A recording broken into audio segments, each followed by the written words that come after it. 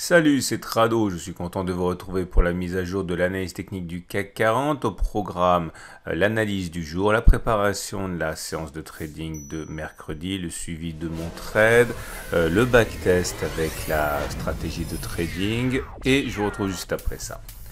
Et oui, 1,36%, les séances se suivent et ne se ressemblent pas en ce moment, puisque 1,36%, c'est énorme consécutivement à une séance de la veille qui nous a fait terminer à moins de 1,5%, mais il ne faut pas se leurrer, la fissure dans l'armure de la confiance est béante, hein. On ne perd pas comme ça 4% entre la clôture de l'avant-veille et les plus bas de la veille pour rien.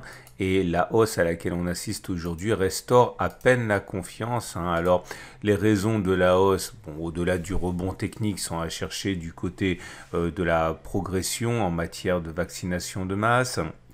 Et puis la signature, hein, finalement, par l'accord au Congrès américain pour un plan de relance à 900 milliards, soit dit en passant, c'était 2000 milliards qui étaient prévus au début, mais passons.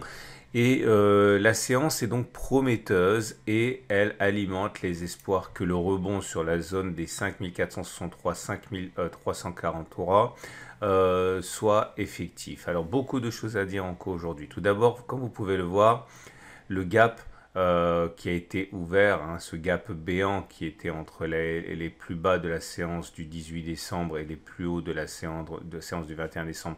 Ce gap est partiellement comblé, mais il n'est pas complètement comblé, loin s'en faut. Hein, 5478, 5519, c'est le gap. Il faut savoir que toute cette zone est une zone où les baissiers se déchaînent, hein, puisqu'il y a toujours l'espoir pour les baissiers que nous étions en période de latéralisation et que le gap qui a été ouvert laisse la voie ouverte à une période de baisse profonde, et donc ce sont des endroits où les baissiers chargent la mule pour parier sur une continuation de la baisse. Donc c'est en territoire hostile que les haussiers évoluent actuellement.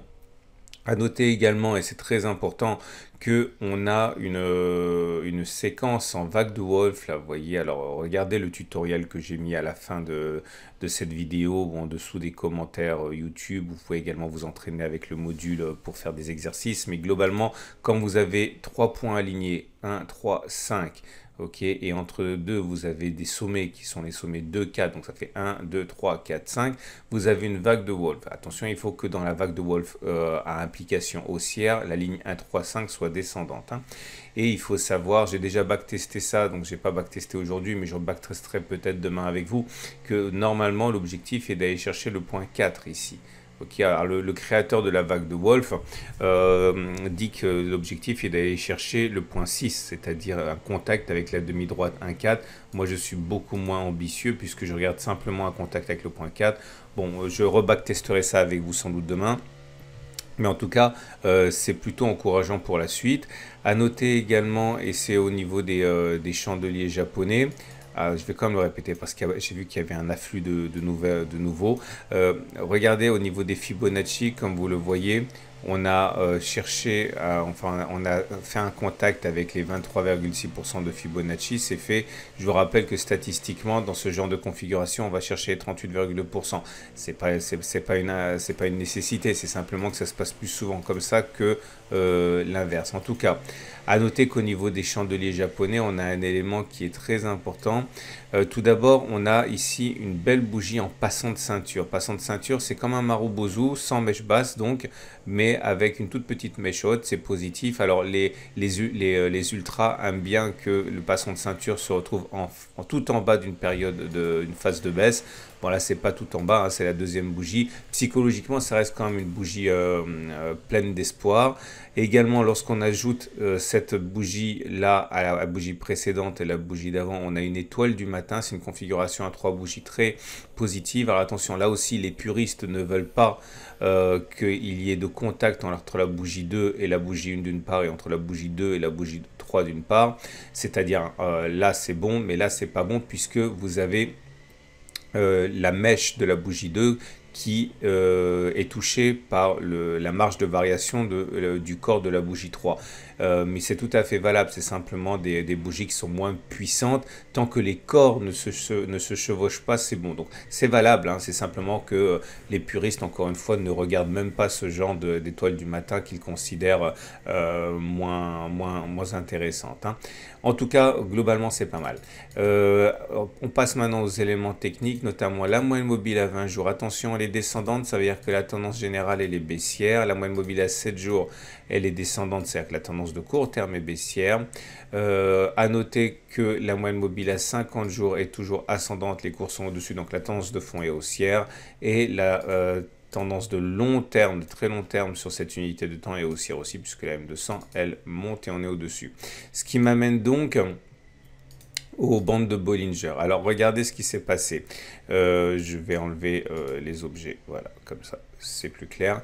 On avait expliqué hier qu'on était face à un setup Tradobull. Alors le vrai setup Tradobull tel que moi je le trade, c'est que lorsque j'ai ça, je vise un contact avec la M7. Okay, alors c'est pas ce que j'ai proposé hier pour changer un petit peu, mais voilà. Et donc l'idée, ce que je vais backtester avec vous aujourd'hui dans cette stratégie de trading, enfin cette ébauche de stratégie de trading, c'est ce qu'il se passe une fois que c'est bien engagé. C'est-à-dire une fois que l'on a réintégré les bandes de Bollinger, comme c'est le cas ici. Vous voyez, on a clôturé entre, on était en dessous, maintenant on a clôturé entre les bandes de Bollinger supérieures et inférieures. Je vais regarder ce qui se passe. Alors le test sera réussi dans ce backtest si maintenant on va chercher la M7 et le test sera réputé perdu si, pas de bol, on clôture à nouveau en dessous de la Bollinger inférieure, relançant la machine baissière en fait, hein. Donc c'est parti. On va prendre quelques exemples qu'on va détailler.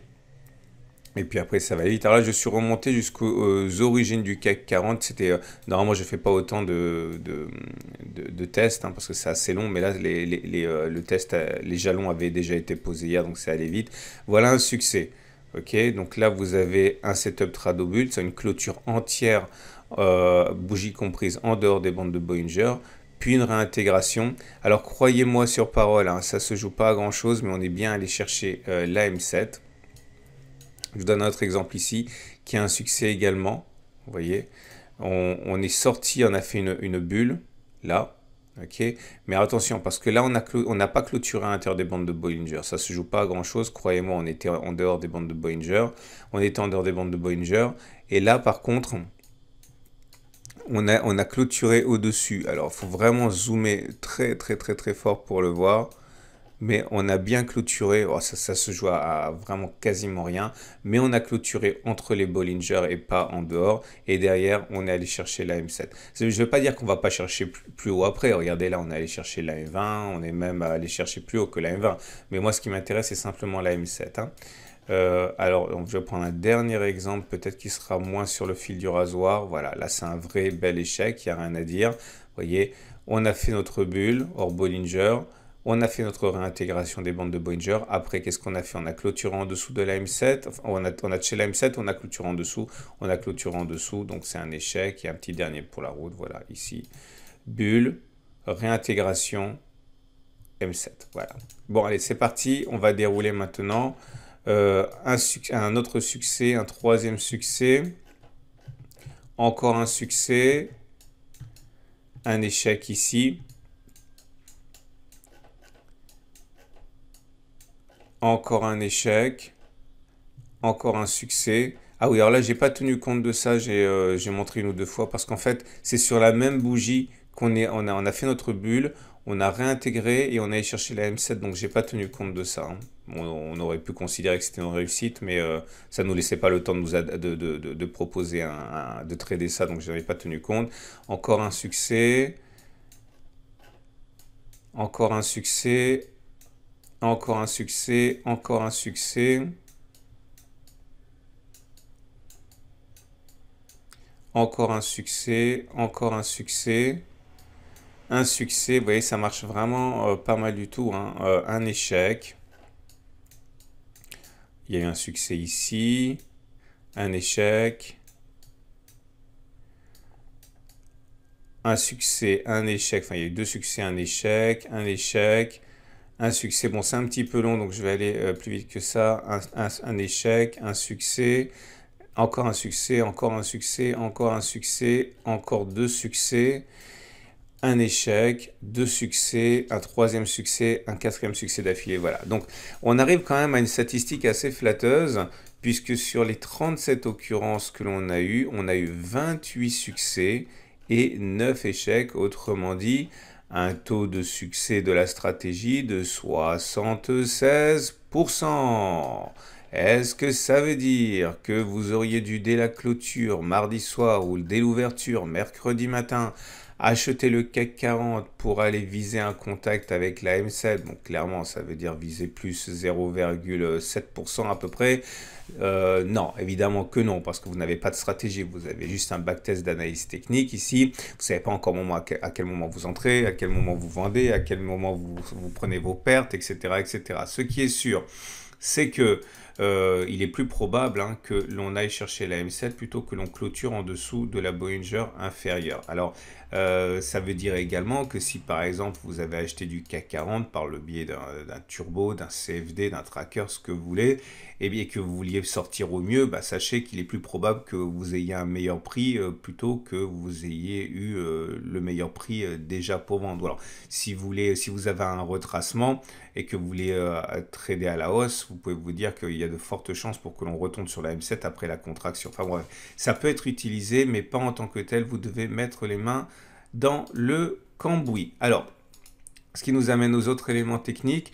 Pas grand-chose à dire, c'est la hausse du jour ne permet pas de remettre en cause la dégradation des indicateurs techniques. Vous avez toujours les indicateurs techniques rapides qui sont baissiers, le CCI en dessous est dans sa zone de survente, le stock est en dessous de son signal, le MACD 0 est au-dessus de son signal, mais enfin bon, il ne l'a pas croisé, c'est simplement qu'il n'est pas passé en dessous, et les indicateurs techniques lents sont toujours mauvais, le MACD sous son signal, momentum négatif, RSI en dessous de 50, les volumes du jour d'ailleurs sont sans comparaison avec les volumes de la baisse précédente. Vous voyez, il y a beaucoup d'incertitudes et de doutes par rapport à la séance du jour. C'est pas du tout l'emballement haussier qu'on pourrait espérer. On va terminer avec l'Ishimoku.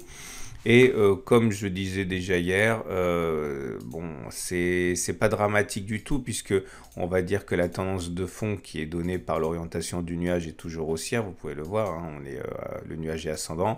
Par contre, on est en on est repassé au-dessus de la Kijun, mais la Kijun est plate, donc il n'y a pas vraiment de tendance générale. Et on est repassé au-dessus de la Tenkan, donc c'est aussi plat. C'est pour ça que je vous disais hier que les traders Ishimoku aiment bien les bougies de confirmation quand il se passe quelque chose de grave. Et j'avais expliqué hier que on était passé en dessous de la Tenkan et de la Kijun, mais voyez, le signal baissier est invalidé dès aujourd'hui. Donc c'est pour ça, encore une fois, que si vous faites de l'Ishimoku, vous devriez peut-être considérer la bougie de confirmation avant de tirer des conclusions. Ah oui, j'ai oublié, non, fallait pas que j'oublie. Les traders Ishimoku regardent ce genre de choses, regardez.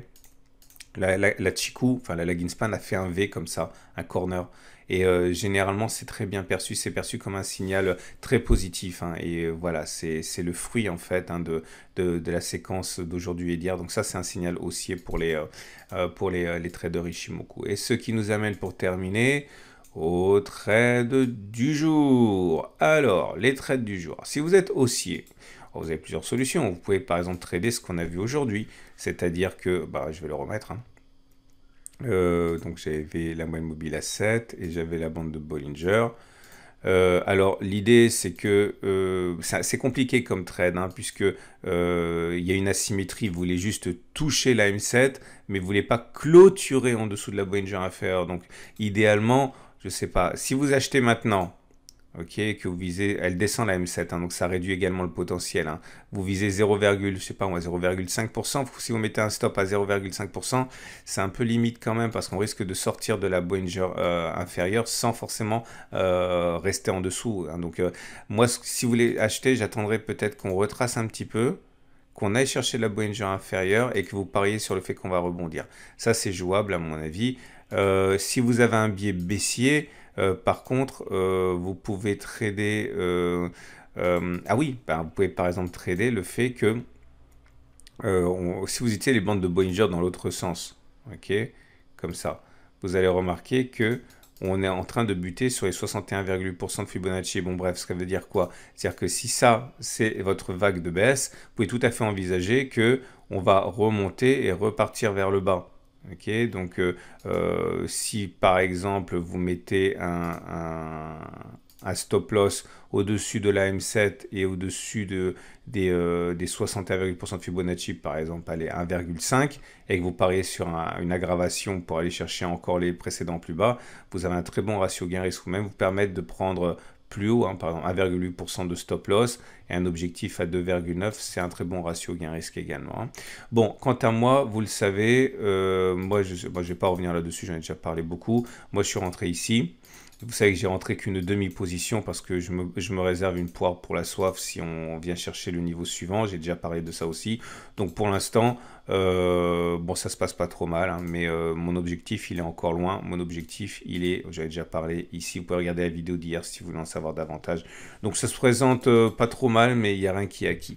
Voilà, c'est une excellente journée. Je vous invite à regarder à la fin de cette vidéo les autres analyses techniques que je vous propose et également toujours disponible évidemment sur mon site de podcast, pardon, où je réponds aux questions de mon ami Christophe de Trend France. Lien en dessous de la vidéo. À demain pour la mise à jour.